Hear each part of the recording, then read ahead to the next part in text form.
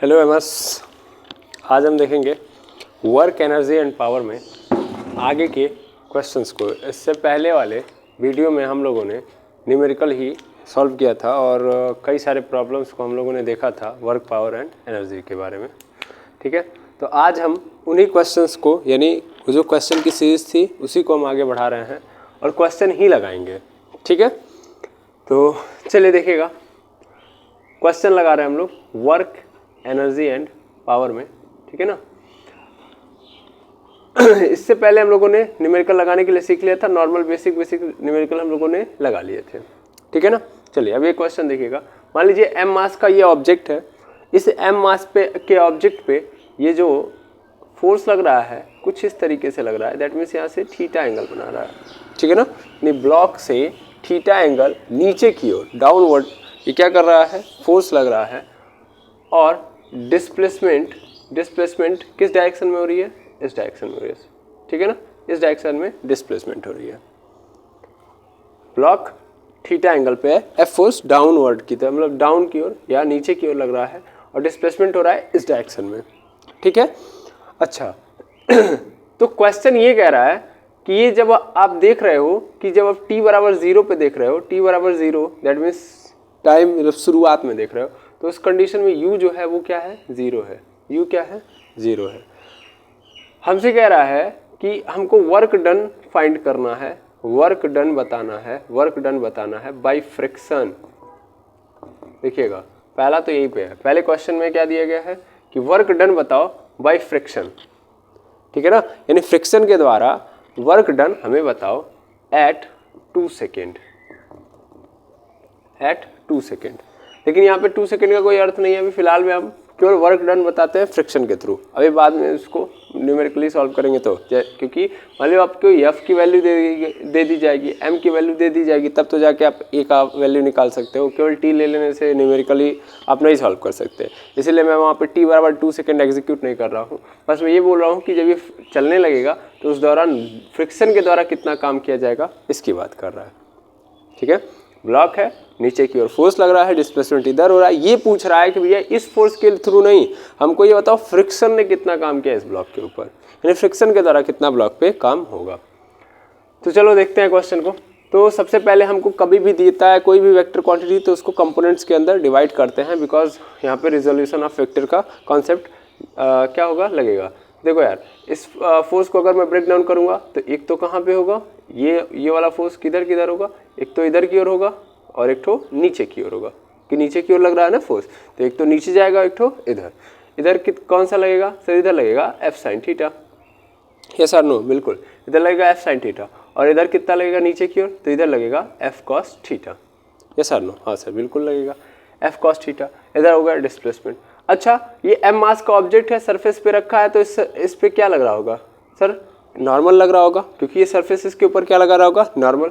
और पृथ्वी इसके ऊपर यानी अर्थ क्या लगा रही होगी, एम जी, यानी इसके ऊपर पृथ्वी द्वारा एम जी लगाया जा रहा होगा।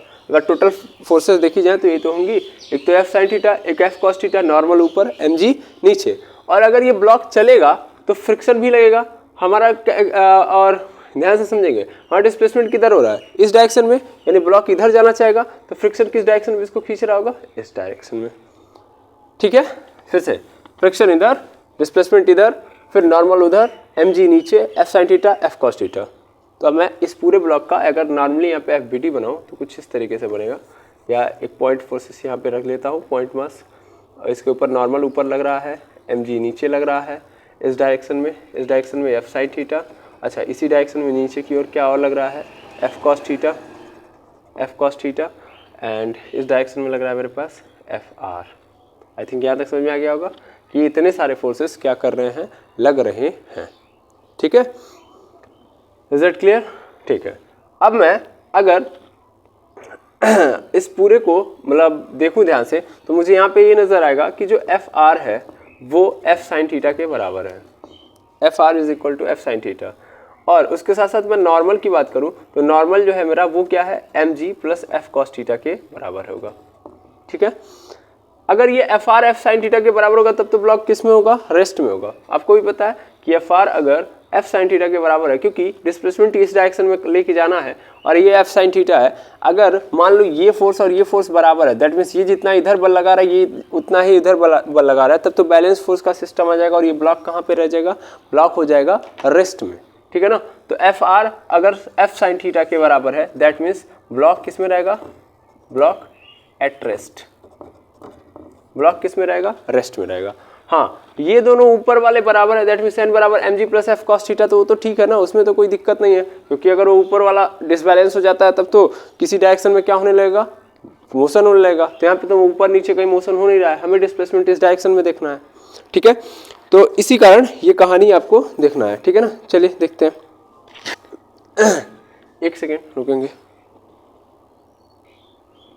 ठीक। तो देखेंगे यहाँ पे सब कुछ सही है, N is equal to M G plus F cos theta. अब मुझे क्या निकालना है, मुझे वर्क डन निकालना है फ्रिक्शन के थ्रू, फ्रिक्शन के द्वारा कितना वर्क डन होगा, ठीक है ना। चलो, यानी फोर्स हमारा कौन सा होगा, मेन फोर्स कौन सा हो गया, ये हो गया, और मेन फोर्स के द्वारा डिस्प्लेसमेंट कितना हो रहा है ये देखना है हमको। एक चीज यहाँ पे मैं एक कॉन्सेप्ट समझा रहा हूँ वर्क के। तो वर्क आप जानते हो 3 टाइप से होता है। वर्क कितने टाइप का होता है, 3। फर्स्ट जो होता है उसको बोलते हैं हम लोग पॉजिटिव वर्क, पॉजिटिव। सेकेंड को हम लोग बोलते हैं निगेटिव, और थर्ड को हम लोग बोलते हैं जीरो। इसको पहले समझ लेते हैं, तब आसानी से आप देखेंगे, ठीक है ना, तब इस चीज़ों को आप आसानी से समझ पाओगे। पॉजिटिव का मतलब वो ये होता है कि मान लो जिस डायरेक्शन में हम फोर्स लगा रहे हैं उसी डायरेक्शन में डिस्प्लेसमेंट हो रहा है। सिंपल, जिस डायरेक्शन में फोर्स लगाया उसी डायरेक्शन में क्या हो रहा है, डिस्प्लेसमेंट हो रहा है। तो इसका अर्थ है कि जो वर्क डन हुआ है वो क्या है, पॉजिटिव है। मतलब ये रहा ब्लॉक, ब्लॉक पे मैंने इस डायरेक्शन में फोर्स लगाई और इसी डायरेक्शन में क्या हो गया, इसी डायरेक्शन में क्या हो गया, डिस्प्लेसमेंट हो गया। तो दैट मीन्स ये जो वर्क किया है मैंने वो पॉजिटिव कहलाएगा, ठीक है। दैट मीन्स एफ और एस के बीच में जो एंगल होना चाहिए theta is equal to 0, and if the theta will be 0 then the work done will be positive, okay. यानी अगर हमारा थीटा 0 होगा तो क्या होगा, वर्क डन भी 0, वर्क डन पॉजिटिव होगा। लेकिन थीटा कैसा 0 होना चाहिए, कौन सा थीटा, एफ और एस के बीच का, ठीक है ना।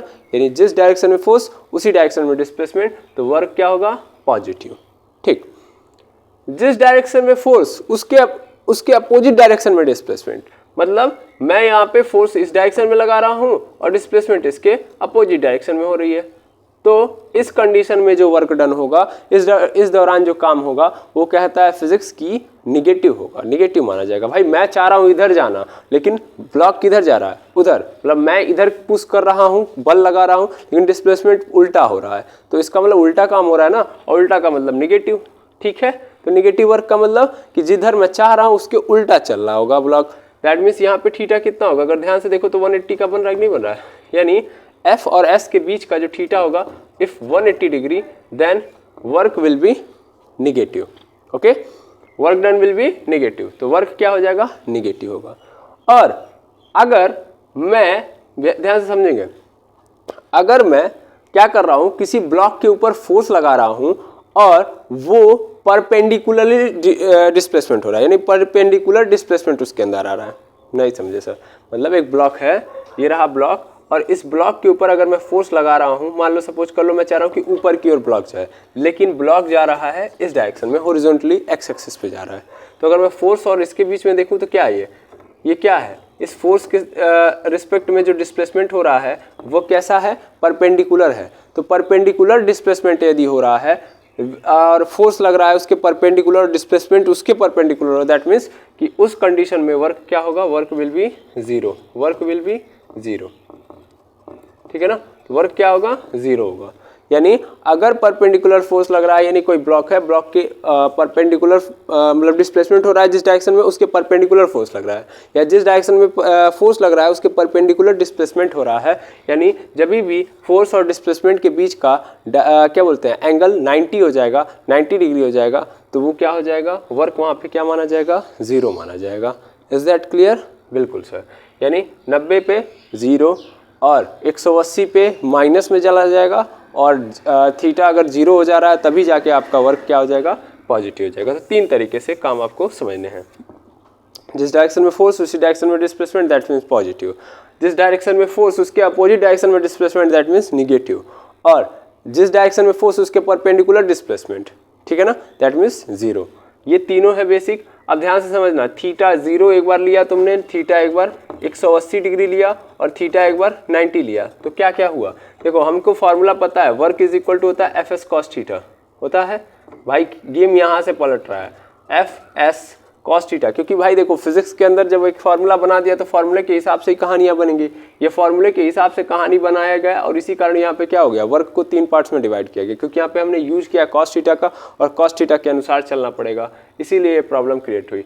तो कॉस थीटा के जगह पे 0 डाल दो तो कॉस 0 की वैल्यू क्या होती है, 1 होती है। तो W is equal to F S, और ये कैसा है, पॉजिटिव, बात खत्म, ठीक है। अब यहाँ पे देखो थीटा इज इक्वल टू 180, क्योंकि यहाँ पे देखो पॉजिटिव ही तो है ना, कुछ नहीं लगा है तो इसका मतलब पॉजिटिव है। अब यहाँ पे W is equal to F S cos 180 degree.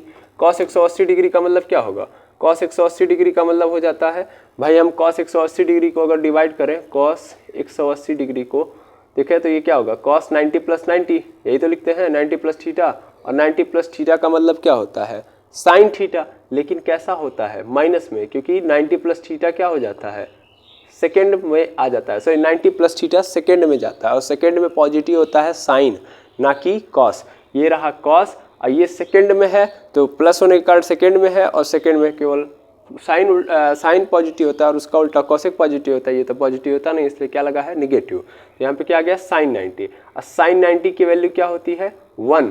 तो साइन 90 की वैल्यू यहाँ पे 1 रख दी, लेकिन उसके साथ साथ क्या आ गया, माइनस भी आ गया, तो -1 से मल्टीप्लाई कर देंगे तो क्या हो जाएगा, माइनस एफ इंटू एस। तो यहाँ W is equal to minus F into S, तो ये माइनस में आ गया ना, इसलिए क्या हो गया यहाँ पे, निगेटिव। उसी तरह थीटा इज इक्वल टू 90 है, तो डाल दो W is equal to F S cos 90। जगह थोड़ा सा कम पड़ जा रहा है, मैं यहाँ पे फिर से कर दे रहा हूँ, W is equal to F S cos 90, ठीक है। तो एफ ऐसे ही रहेगा, एस ऐसे ही रहेगा, कॉस 90 का मतलब क्या हो गया, 0, और 0 से मल्टीप्लाई किया 0, तो देखो यहाँ पे क्या आ गया, 0, ठीक है। दैट मीन्स अगर 90 रहा तो 0 वर्क, 180 रहा तो माइनस में, और 0 रहा तो क्या हो गया आपका, पॉजिटिव आ जाएगा, ठीक है ना। क्यों हुआ ऐसा, समझ में आ गया ना कि पॉजिटिव निगेटिव और 0 क्यों हो रहा है, किसी कोई पूछेगा तो बता देना, क्योंकि रूल हम वहाँ से स्टार्ट करके लेके आ रहे हैं। वर्क हमको भी पता है कि स्केलर क्वांटिटी है, पॉजिटिव निगेटिव और 0 नहीं हो सकता, ये ऑलवेज पॉजिटिव एग्जिस्टेंस दिखाएगा। लेकिन क्या प्रॉब्लम है, तो सर कॉस थीटा आ चुका था, और कॉस थीटा की कहानी के कारण ये सब समस्याएं चल रही हैं, ठीक है ना, क्लियर है, ठीक है। अब यहाँ पे मैंने इस कॉन्सेप्ट को क्यों बताया, इसका कारण यही है। देखो यार, मैंने यहाँ पे भी जस्ट बताया कि अगर friction F cos sine theta के बराबर हो जाएगा तो ब्लॉक हो जाएगा रेस्ट में, इसका मतलब फ्रिक्शन इसके बराबर तो नहीं है, ठीक है ना। अगर ये ब्लॉक, अगर इसके अंदर डिस्प्लेसमेंट इधर हो रहा है, इसका मतलब कहीं ना कहीं एफ साइन थीटा इधर बराबर होगा या बड़ा होगा, हमको उससे लेना देना नहीं ना, हमारा मेन कौन है, ये है ना। मतलब ये समझो कि डिस्प्लेसमेंट इधर हो रहा है तो एफ साइन थीटा बड़ा होगा फ्रिक्शन से, तभी तो इधर डिस्प्लेसमेंट हो रही है, ये तो बात सही है, बिल्कुल सर। लेकिन हमें अभी इसको बड़ा नहीं करना है, हमें बड़ा करना है इसको, मेन मेरा कौन सा है, फ्रिक्शन है, यानी फ्रिक्शन के थ्रू देख रहे हैं। तो अगर ध्यान से देखूं तो मेन फोर्स मेरी इस डायरेक्शन में लग रही है और डिस्प्लेसमेंट इसके अपोजिट डायरेक्शन में हो रही है, फ्रिक्शन इस डायरेक्शन में और डिस्प्लेसमेंट अपोजिट डायरेक्शन में। इसका मतलब क्या है कि ये कैसा वर्क शो करेगा, सर निगेटिव वर्क शो करेगा ये, ठीक है ना भाई। फ्रिक्शन इधर लग रहा है, डिस्प्लेसमेंट इधर हो रही है, यानी मेन फोर्स मेरी इधर है और डिस्प्लेसमेंट इधर हो रही है। मैं अभी इसको नहीं ना देखूंगा, मेरा मेन फोर्स कौन है, फ्रिक्शन है, ठीक है। तो मैं उसको निकाल रहा हूँ, पहले जितना मैंने बताया इसको आप क्या करिए, नोट करके यहाँ से हटा लें, क्योंकि मैं ये सब रफ कर दूंगा जो फालतू चीज़ें हैं जो मैंने एक्स्ट्रा बताई हैं। चलिए देखिएगा, तो हम देखते हैं वर्क। तो वर्क क्या होगा यहाँ पे, 100% श्योर है सर, यहाँ पे क्या होने वाला है, 180 डिग्री की कहानी बनेगी, तो इसलिए क्या हम करेंगे, इसको टच भी नहीं करेंगे, हमको पता है निगेटिव में होने वाला है। अच्छा, W is equal to F R, और फिर क्या हो जाएगा, फ्रिक्शन हो जाएगा इंटू डिस्प्लेसमेंट, होगा कि नहीं होगा, वो कैसा होगा, माइनस में होगा, क्योंकि हम कॉस एक्स, देखिए अगर मैं यहाँ पे लिखूंगा तो मैं लिखूंगा ना F R S cos theta लिखूंगा। थीटा क्या है यहाँ पे, थीटा यहाँ पे 180 डिग्री है, इसलिए कॉस 180 डिग्री डालूंगा, कॉस 180 डिग्री, और यहाँ से कॉस 180 डिग्री का माइनस यहाँ पे आ जाएगा, अभी जस्ट मैं यहाँ पे तोड़ के दिखाया था, तो यहाँ पे minus F R into S हो जाएगा, ठीक है ना। W is equal to minus F R into S हो जाएगा, ठीक है। अभी थोड़ा ध्यान दीजिएगा, अगर मैं बात करूँ एफ आर इंटू एस की, तो हमको पता है कि जो फ्रिक्शन होता है वो होता है म्यू एन के बराबर, ठीक है ना। तो इस चीज़ को यहाँ पे पुट करो तो W इज इक्वल टू क्या हो जाएगा, माइनस म्यू एन एस हो जाएगा। और अभी जस्ट देखो कि n की वैल्यू यहाँ पे रखी गई है, n की value mg plus F cos theta, तो डाल दो माइनस म्यू यहाँ पे हो जाएगा mg plus F cos theta और यहाँ पे हो जाएगा s। और ये हो गया मेरे पास वर्क डन बाई फ्रिक्शन। यानी फ्रिक्शन के द्वारा आपसे कोई बोले कि वर्क डन कितना हुआ तो आप यहाँ पे बता सकते हो minus mu mg plus F cos theta into S. और that is your answer of this question. सबसे पहले हमको क्या करना चाहिए कि जितने फोर्सेस हैं इसके ऊपर लग रहे हैं उन सभी फोर्सेस को दिखाना चाहिए, ठीक है ना। तो फोर्सेस को जब आप रिप्रेजेंट कर लोगे तो आप इजीली चीज़ों को समझा सकते हो, ठीक है। अगर इस क्वेश्चन को समझने में कोई दिक्कत आ रही होगी तो ज़रूर बताइएगा। फिलहाल में ये क्वेश्चन आप नोट डाउन करके खुद करिएगा, ठीक है ना। चलिए आगे देखते हैं सेकेंड क्वेश्चन को। चलिए देखिएगा ये सेकेंड क्वेश्चन है। सेकेंड क्वेश्चन में लिखा गया है कि एक कार्ट है, कार्ट समझ ही रहे होंगे, ठीक है ना। तो अरे घोड़ा गाड़ी होता है ना, उसी को कार्ट बोलते हैं। तो कार्ट है वो एक्सीलरेटेड है 2 मीटर पर सेकेंड स्क्वायर की स्पीड से, यानी 2 मीटर पर सेकेंड स्क्वायर की स्पीड से चल रहा है कार्ट। उसके अंदर 10 kg यानी 10 किलोग्राम का बॉक्स रखा गया है, ठीक है ना। हमसे कह रहा है कि आप वर्क डन फाइंड करो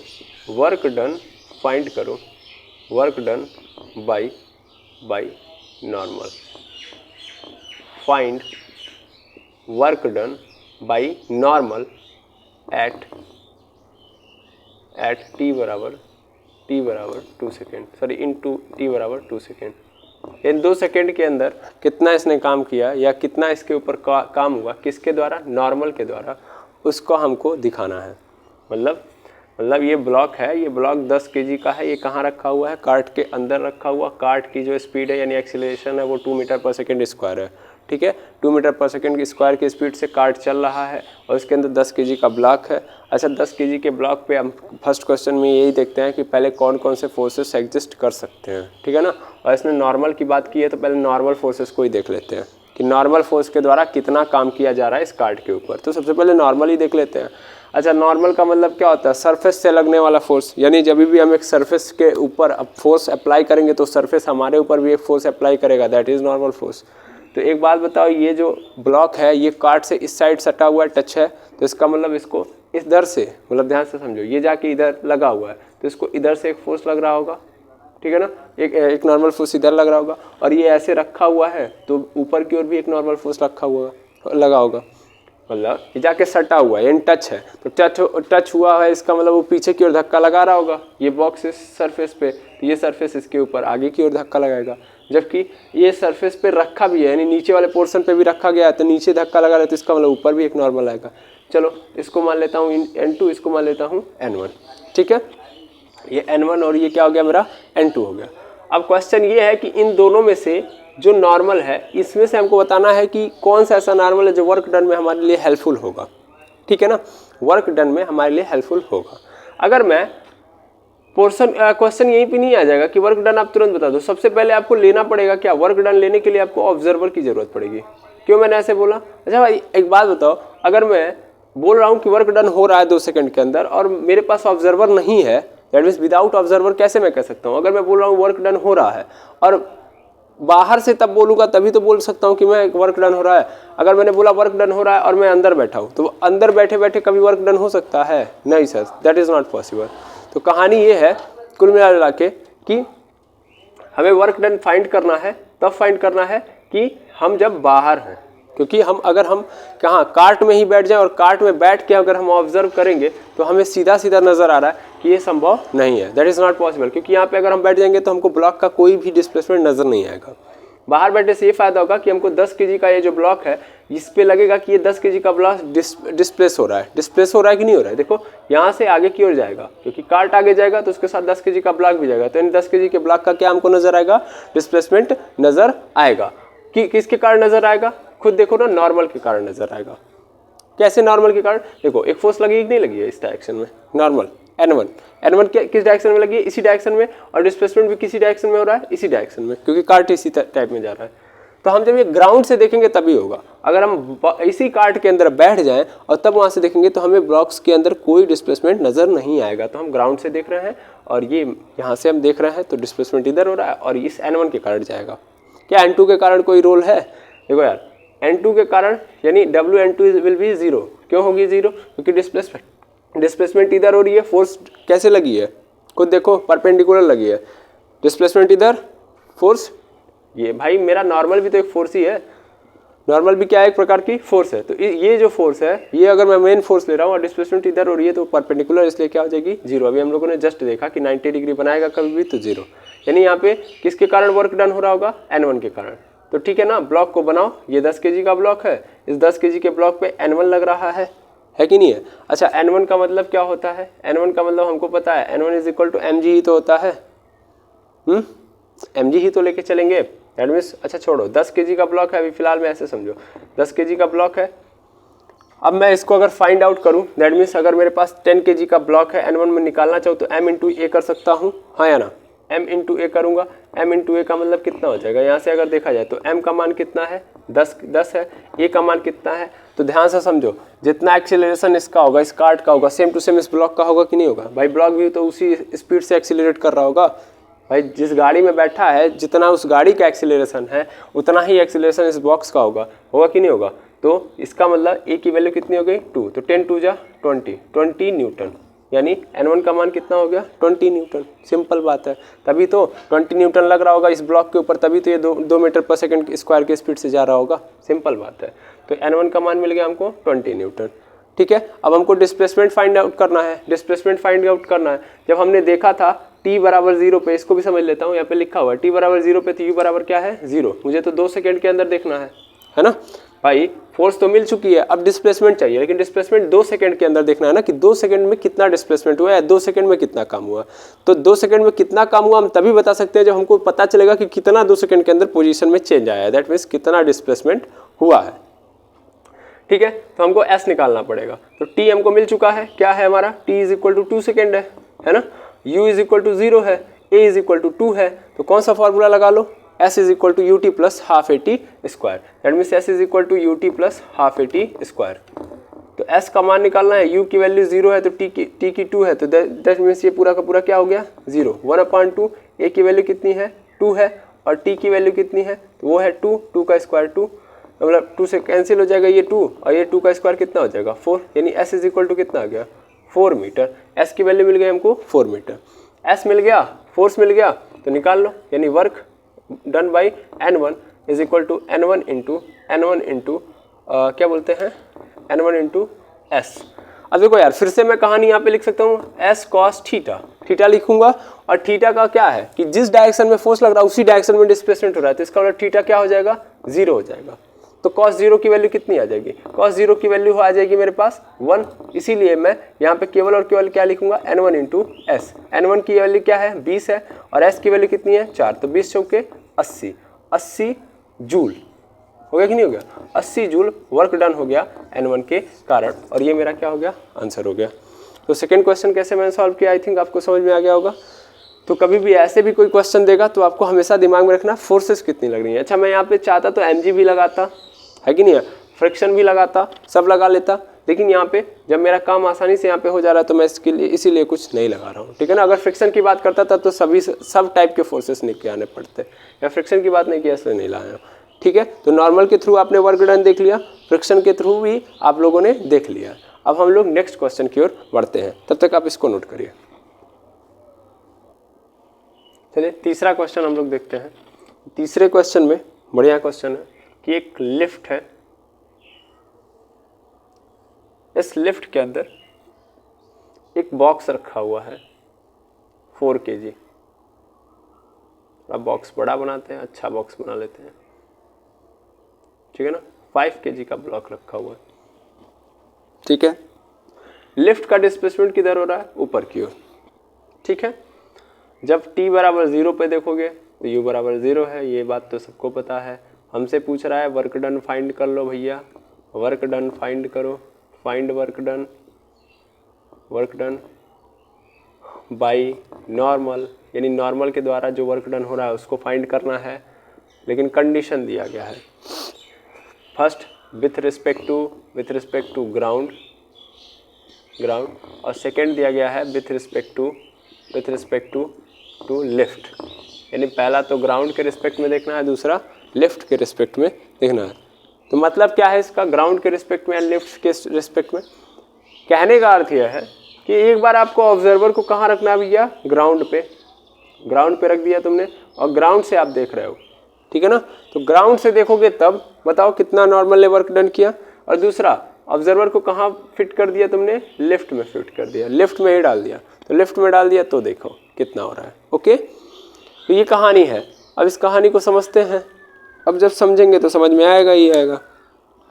चलो देखो, सबसे पहले हम देखते हैं नॉर्मल फोर्स। तो नॉर्मल फोर्स कहाँ लग रहा होगा, ऊपर की ओर। अब वो कितना होगा, नॉर्मल फोर्स एक ही होगा ना, वो ऊपर की ओर लग रहा होगा, बिल्कुल नॉर्मल है। अच्छा, नीचे की ओर क्या लग रहा होगा, mg लग रहा होगा, बिल्कुल सर mg लग रहा होगा, ठीक है। अब देखता हूँ मैं आगे की ओर क्वेश्चंस को। अच्छा, वर्क डन बाय नॉर्मल ये भी बताना है कि कितने में, इन 2 सेकेंड में बताना है, 2 सेकेंड के अंदर बताना है भाई। t बराबर 0 मतलब टाइम दूंगा नहीं तो कैसे काम चलेगा, कितने सेकंड के अंदर बनाना है। चलो 2 नहीं, अब इस बार 4 कर लेते हैं, थोड़ा सा डाटा चेंज करते हैं, 4 सेकंड के अंदर कर लेते हैं कि कितना वर्क डन हो रहा है नॉर्मल के द्वारा। चलो सबसे पहले नॉर्मल की कहानी देखते हैं। अगर नॉर्मल ऊपर की ओर लग रहा है तो नॉर्मल किसको किसको बैलेंस कर रहा होगा, किसको किसको बैलेंस कर रहा होगा। अच्छा, एक चीज़ तो मैंने लिखा ही नहीं, ये लिफ्ट जो जा रही है, ये लिफ्ट का एक्सीलरेशन कितना है। लिफ्ट का एक्सीलरेशन है 4 मीटर पर सेकेंड स्क्वायर। जो लिफ्ट है वो एक्सीलरेटेड है और उसकी स्पीड जो है 4 मीटर पर सेकेंड स्क्वायर है। ये ए किसका है, ये ए है लिफ्ट का। लिफ्ट जो है 4 मीटर पर सेकेंड के स्क्वायर की स्पीड से चल रही है। फिर से लिफ्ट 4 मीटर पर सेकेंड की स्क्वायर की स्पीड से चल रही है और इसका डिस्प्लेसमेंट ऊपर की ओर हो रहा है, 100% ऊपर की ओर होगा। और हमें 4 सेकंड के अंदर वर्क डन बताना है नॉर्मल के द्वारा, एक बार ग्राउंड के रिस्पेक्ट में, एक बार लिफ्ट के रिस्पेक्ट में, ठीक है। सबसे पहले हम नॉर्मल देखते हैं, नॉर्मल लग रहा होगा, mg लग रहा होगा। तो नॉर्मल और mg की कहानी थोड़ा सा देख लेते हैं हम लोग। अगर हम बात करें नॉर्मल की, तो एक बात बताओ, नॉर्मल किसको किसको बैलेंस कर रहा होगा। सर सीधा सीधा मतलब है, क्या बात कर रहे हैं, mg को ही तो बैलेंस कर रहा होगा। नहीं, इस बार आपको समझना पड़ेगा। समझना क्या पड़ेगा, यहाँ पे लिफ्ट एक्सीलरेटेड है, लिफ्ट क्या है, एक्सीलरेटेड है। थोड़ा सा याद करिए, मैंने स्यूडो फोर्स का कॉन्सेप्ट बताया है। स्यूडो फोर्स कब आता है भैया, स्यूडो फोर्स तब आता है जब जब जब ऑब्जर्वर खुद क्या हो, ऑब्जर्वर खुद एक्सीलरेटेड हो। अगर ये लिफ्ट में बैठा बंदा है, वो क्या है, वो एक्सीलरेटेड है कि नहीं है, वो एक्सीलरेटेड है, आल्सो एक्सीलरेटेड है। जब वो एक्सीलरेटेड रहेगा तो उस कंडीशन में उसको एक और फोर्स नजर आएगी जिसका नाम क्या है, स्यूडो फोर्स। आएगा समझ में। उस स्यूडो फोर्स के कारण उसको लग रहा होगा ऑब्जेक्ट के अंदर चेंज आ रहा है ना। और स्यूडो फोर्स ऑलवेज जो जिधर मोशन हो रहा था उसके अपोजिट डायरेक्शन में नज़र आ रही होती है। दैट मीन्स मोशन इस डायरेक्शन में हो रहा है तो स्यूडो फोर्स किस डायरेक्शन में लग रही होगी, नीचे की ओर लग रही होगी, ठीक है ना। तो यहाँ पे क्या उत्पन्न हो जाएगी, स्यूडो फोर्स। इसका मतलब नीचे की ओर एक और फोर्स लग रही होगी एम में, और एम में क्या है हमारा, स्यूडो फोर्स। याद करिए एक बार स्यूडो फोर्स को। स्यूडो फोर्स कैसा फोर्स होता है, एक ऐसा फोर्स जब ऑब्जर्वर हमारा यानी जो प्रेक्षक है हमारा वो क्या हो, खुद एक्सीलरेटेड हो, एक्सीलरेशन में हो, तो उसके कारण एक नई फोर्स उत्पन्न होती है जिसका नाम है स्यूडो फोर्स। यानी नई फोर्स कौन सी है, स्यूडो फोर्स। ये स्यूडो फोर्स किधर होती है, तो जिस डायरेक्शन में मोशन हो रहा होता है उसके अपोजिट डायरेक्शन में हो रही होती है। लिफ्ट में बैठा बंदा खुद मोशन में है लेकिन वो एक्सीलरेटेड भी तो है, तो एक्सीलरेटेड होने के कारण ऐसा होगा, ठीक है ना, कि एक स्यूडो फोर्स निकल के आएगी। इसका मतलब एन को बेचारे को क्या करना पड़ेगा, mg और m में दोनों को क्या करना पड़ेगा, लेके हैंडल करना पड़ेगा, ठीक है। तो नॉर्मल थोड़ा सा निकाल लेते हैं, m माइनस कर लेंगे, मतलब m बाहर कर लेंगे, g प्लस a हो जाएगा। और यहाँ पे m की वैल्यू कितनी है, 5 है, इंटू g की वैल्यू कितनी है, 10 है, प्लस a की वैल्यू कितनी है, a की वैल्यू है 4। तो यहाँ पे 5 गुणे 10 4 14 हो गया, 14 पचे 70, यानी 70 न्यूटन। यानी n की वैल्यू हमारे पास क्या आ गई, 70 न्यूटन। अब हमको क्या चाहिए भैया, अब हमको डिस्प्लेसमेंट चाहिए, डिस्प्लेसमेंट भी निकाल लेते हैं। लेकिन सबसे पहला क्वेश्चन तो ये है कि लिफ्ट में बैठे बंदे को क्या लग रहा होगा, क्या कि ऑब्जेक्ट के अंदर मतलब वर्क डन हुआ है। दैट मीन्स नहीं, पहले हम डिस्प्लेसमेंट निकाल रहे हैं भाई, पहले डिस्प्लेसमेंट भी निकाल रहे हैं।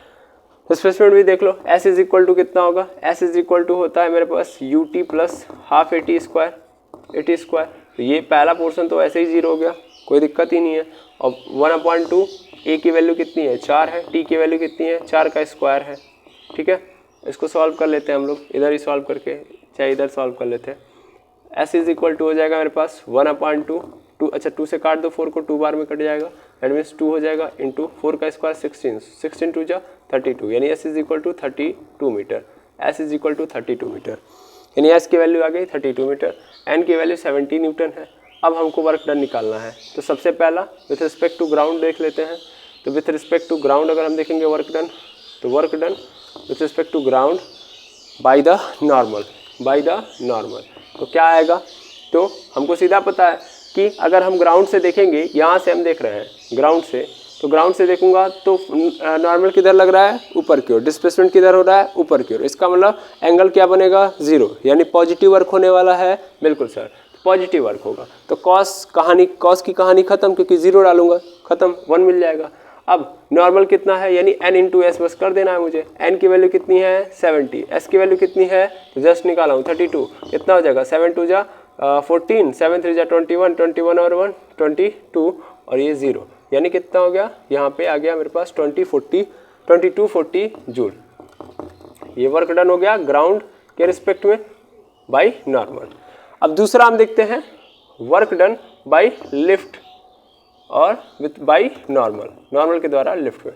तो देखा जाए तो अगर मेरा ऑब्जर्वर कहाँ पे है, ऑब्जर्वर है लिफ्ट के अंदर, तो ऑब्जर्वर जब लिफ्ट के अंदर होगा तो क्या उसको डिस्प्लेसमेंट नजर आएगी, ब्लॉक के अंदर कोई डिस्प्लेसमेंट नजर आएगी, भाई उसके साथ ही तो आगे बढ़ रहा है वो, तो उसको तो लगेगा कि ब्लॉक के अंदर कोई डिस्प्लेसमेंट आई ही नहीं, भले उसको नॉर्मल लग रहा है, फोर्स लगा हुआ है, लेकिन उसको कोई डिस्प्लेसमेंट नजर आएगी ही नहीं, तो डिस्प्लेसमेंट विल बी 0, यानी लिफ्ट के कंडीशन में S इज इक्वल टू क्या हो जाएगा 0। तो अगर मैं यहाँ पे क्या बोलते हैं F इंटू एस यानी N इंटू एस कर दे रहा हूँ, तो फिर भी क्या मेरा N इंटू क्या हो जाएगा 0, S क्या हो जाएगा 0, और 0 होने का मतलब क्या हो गया 0, यानी लिफ्ट के कंडीशन में नॉर्मल ने कोई, यानी लिफ्ट में मेरा ऑब्जर्वर बैठा है, तो नॉर्मल ने कोई वर्क नहीं किया है। ठीक है, तो आई थिंक यहाँ पे पूरी बात क्लियर हो गई। तीसरे क्वेश्चन के अंदर आप लोगों ने समझ लिया कैसे होगा, बिल्कुल। तो अभी आप क्या करिए, 3 क्वेश्चंस को आप लोगों ने समझा, अब इसके बाद हम और क्वेश्चंस को आपको, मतलब आगे की जो क्वेश्चन है उसको भी मैं आपको दे दूंगा, मतलब या तो एक PDF आपको प्रोवाइड किया जाएगा जिसके थ्रू आप उसमें क्वेश्चन होंगे उसको सॉल्व करिएगा, अदरवाइज रिटेन आपको कुछ क्वेश्चन दिए जाएंगे तो आप उनको सॉल्व करिएगा। पहले इन तीनों कॉन्सेप्ट्स को आप समझ लीजिएगा, फिर आगे के कॉन्सेप्ट को मैं नेक्स्ट वीडियो के अंदर समझाऊंगा। आज के लिए इतना ही, थैंक यू वेरी मच है बस। और कोई भी डाउट हो तो ज़रूर बताएं, कमेंट सेक्शन में बताएं या टेलीग्राम चैनल पे आप जाके बता सकते हो।